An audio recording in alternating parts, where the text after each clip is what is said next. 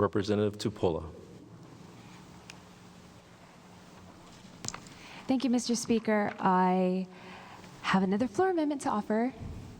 Thank you. Mr. Clerk, have copies of the floor amendment been distributed to the members? Yes, Mr. Speaker, copies of floor amendment number 3 have been distributed. Representative Tupola. Mr. Speaker, I move for the adoption of the floor amendment. Representative Ward. Mr. Speaker, I second the motion. Members, is there any discussion? Representative Tupola. I yield my time to Representative Ward. Thank you, Mr. Speaker, and thank you, Chair of Finance, for setting this up as the alternative to raising taxes. It's what I've been saying on this floor for probably the last 2 years, using Hong Kong and Japan as the example. They use the private sector, they use development rights, they use other than taxpayers' money. This amendment makes it mandatory that there will be public funds, in fact 10% by the year 2026. I appreciated Mufi Hanneman at our hearing on Wednesday saying that, hey, this is something that they're doing on the mainland. P3 is a common thing.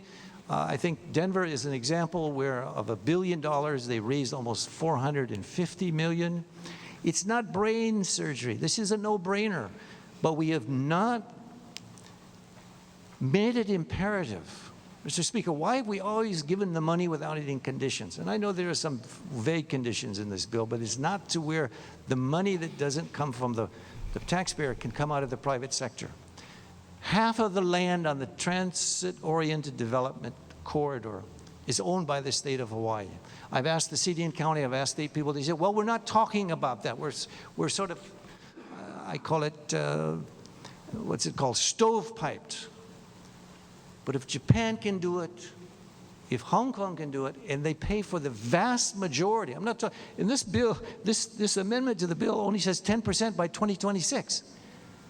That should be done without even trying, Mr. Speaker.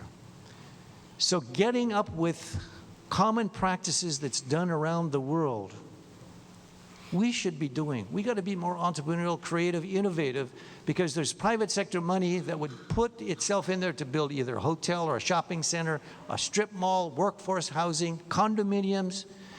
The whole growth corridor is there waiting, but the private sector, just like the city and county, doesn't have any skin in the game, and we have not insisted upon it. So it's our fault for eliminating this, and because of that, that's why we, the minority, have this. But we shouldn't even be introducing this. This should be coming out of the majority who's paying attention to what the people are saying.